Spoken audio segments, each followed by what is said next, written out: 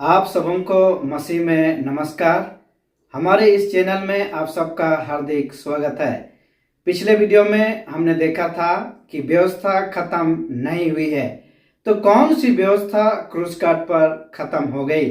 आइए आज हम इसके विषय पर देखेंगे।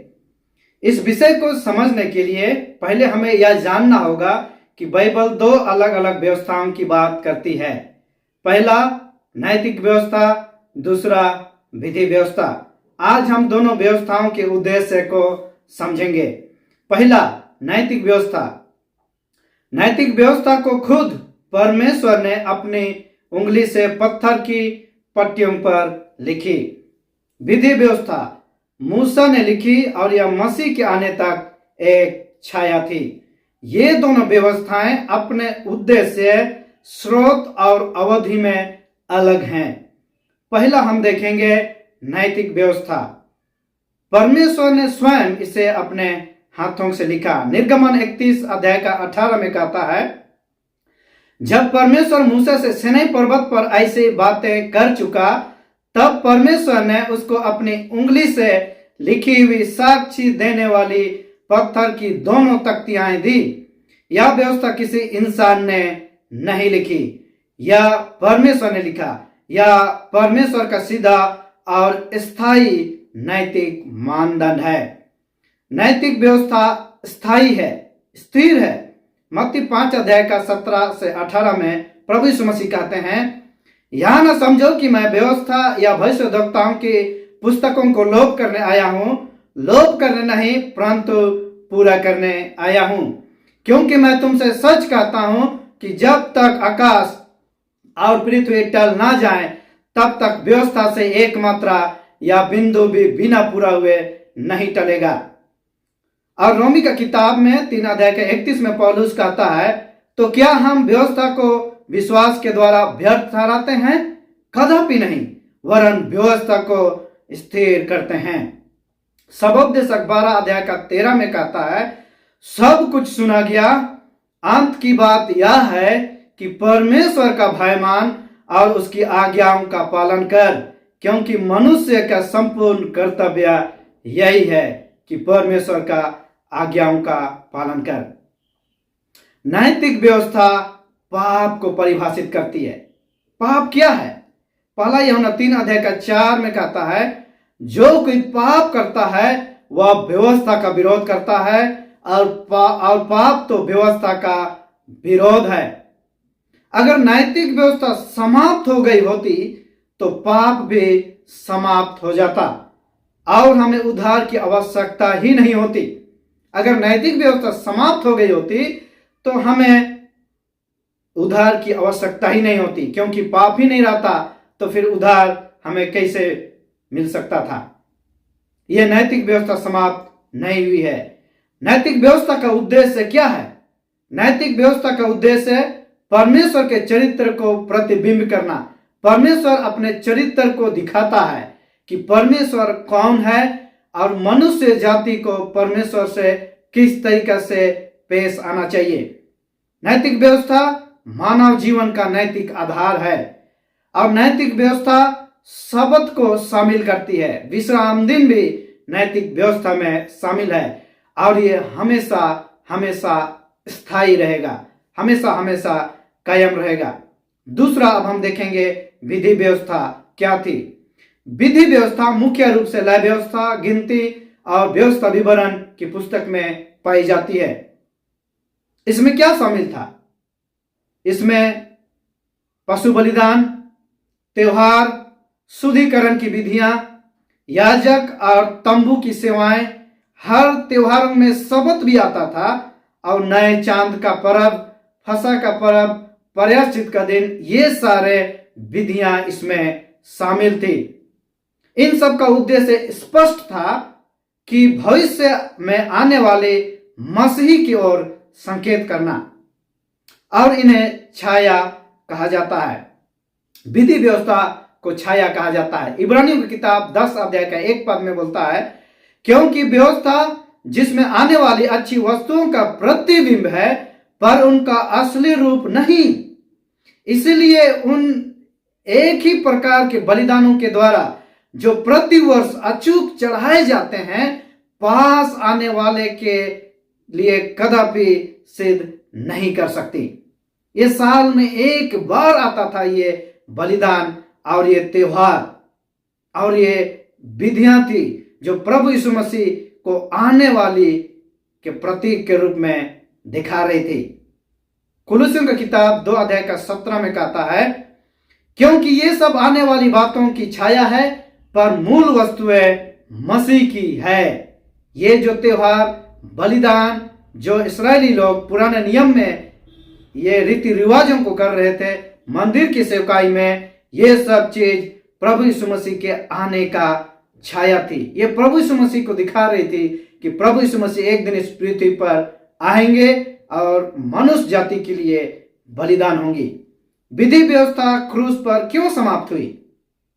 क्योंकि ये विधियां थी और इसका उद्देश्य था पाप का प्रतीकात्मक निवारण करना और मसीह के वास्तविक बलिदान की ओर संकेत करना और याजकीय मध्यस्थता का दिखाना। ये विधि व्यवस्था थी और इसे क्रूस काट पर प्रभु यीशु मसीह ने समाप्त कर दिया जब प्रभु यीशु मसीह अपना बलिदान क्रूस काट पर दिए। मत्ती 27 अध्याय का 51 में कहता है, तब मंदिर का पर्दा ऊपर से नीचे तक फटकर 2 टुकड़ा हो गया और धरती डोल गई और चट्टानें तड़क गई। यानी कि याजकीय व्यवस्था समाप्त हो गई। मानव याजक की आवश्यकता अब समाप्त हो गई और बलिदान की व्यवस्था भी समाप्त हो गई और तंबू की सेवाएं भी समाप्त हो गई जब प्रभु यीशु मसीह क्रूस काट पर बलिदान हो गए। यहां पर ध्यान देने वाली बात यही है कि मंदिर का पर्दा ऊपर से नीचे तक फट गया। पुराने नियम में यदि देखा जाए तो मंदिर में एक पर्दा जो महायाजक सिर्फ और सिर्फ अंदर महापवित्र स्थान में प्रवेश करता था और जो कोई उस मंदिर में प्रवेश करेगा बिना शुद्धिकरण के वो व्यक्ति मर जाता था। लेकिन जब प्रभु यीशु मसीह क्रूस काट पर बलिदान हो गए तो ये मंदिर का पर्दा फट गया और कोई व्यक्ति भी नहीं मरा। क्यों नहीं मरा? क्योंकि प्रभु यीशु मसीह ने इसको पूरा किया। प्रभु यीशु मसीह आ गया, इसीलिए अब कोई बलिदान विधि का आवश्यकता नहीं है। इब्रानियों की किताब 10 अध्याय का 10 में कहता है, उसी इच्छा से हम यीशु मसीह के देह के एक ही बार बलिदान चढ़ाए जाने के द्वारा पवित्र किए गए हैं। प्रभु यीशु मसीह एक ही बार बलिदान हो गया, क्रूस काट पर चढ़ गया और हम उसके बलिदान चढ़ाए जाने के द्वारा पवित्र किए गए हैं। विधि व्यवस्था को क्रूस काट पर समाप्त कर दिया गया। कुलुस्सियों की किताब 2 अध्याय का 14 में कहता है, और विधियों का वह लेख जो हमारे नाम पर और हमारे विरोध में था मिटा डाला और उसे क्रूस पर कीलों से जड़कर सामने से हटा दिया है। प्रभु यीशु मसीह ने ये विधि व्यवस्था को क्रूस पर जड़कर कीलों से हमारे सामने से हटा दिया है। या 10 आज्ञा व्यवस्था नहीं थे जो क्रूस काट पर समाप्त हो गए। ये 10 आज्ञा व्यवस्था नहीं थे या मूसा द्वारा लिखे गए नियम थे। क्या सबत समाप्त हुआ? बिल्कुल नहीं। सबत सृष्टि से स्थापित किया गया था, मूसा के बाद नहीं। सबत को सृष्टि के समय में स्थापित किया गया था, जिसको हम उत्पत्ति 2 अध्याय का 2 से 3 में पाते हैं। परमेश्वर ने 7वें दिन विश्राम किया और उसको पवित्र ठहराया। सबत सृष्टि का चिन्ह है। सबत नैतिक व्यवस्था का हिस्सा है, परमेश्वर द्वारा अपने हाथों से लिखी गई है और क्रूस से पहले और बाद दोनों में मान्य है। सबत सृष्टि के समय था, मूसा के बाद नहीं, और ये आज भी हमारे लिए मान्य रखता है। सबत यानी कि विश्राम दिन वो नैतिक व्यवस्था का हिस्सा है और नैतिक व्यवस्था खत्म नहीं हुआ है। क्या यीशु ने आज्ञाओं को रखा? बिल्कुल हाँ, रखा। यूहन्ना 15 अध्याय का 10 में कहता है, यदि तुम मेरी आज्ञाओं को मानोगे तो मेरे प्रेम में बने रहोगे, जैसा मैंने अपने पिता की आज्ञाओं को माना और उसके प्रेम में बना रहता हूं। प्रभु यीशु मसीह कहते हैं अपने चेलों से, यदि तुम मेरी आज्ञाओं को मानोगे तो मेरे प्रेम में बने रहोगे, जैसा कि मैंने अपने पिता की आज्ञाओं को माना है और उसके प्रेम में बना रहता हूं। प्रभु यीशु मसीह ने प्रभु परमेश्वर पिता की आज्ञाओं को माना जब इस पृथ्वी पर थे। क्या प्रेरितों ने 10 आज्ञा और नैतिक व्यवस्था को माना?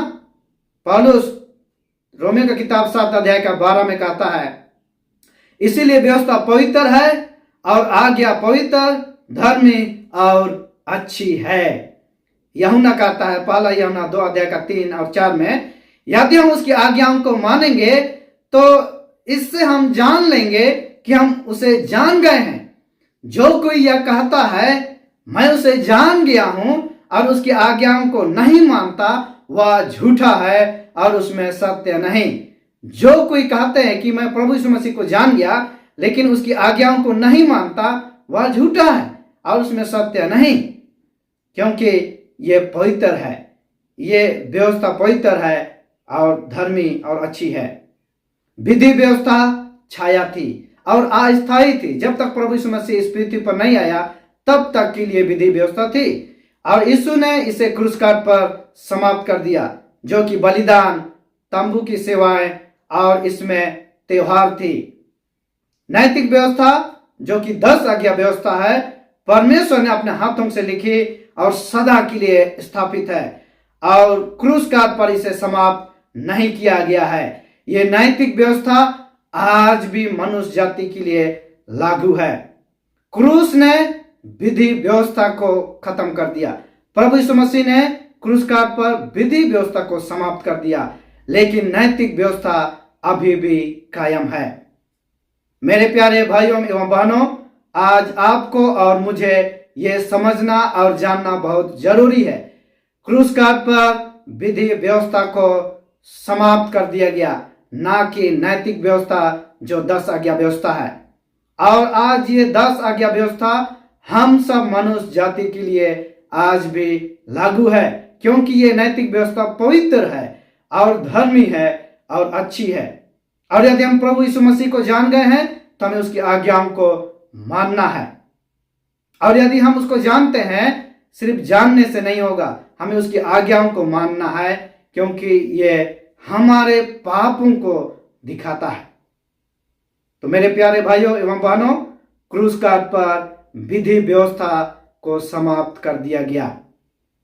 यदि आपको यह वीडियो पसंद आया हो और यदि यह बाइबल अध्ययन आपको अच्छा लगा तो इस वीडियो को लाइक करें, शेयर करें और हमारे चैनल को सब्सक्राइब करना ना भूलें। परमेश्वर आप सबों को आशीषित करे। धन्यवाद।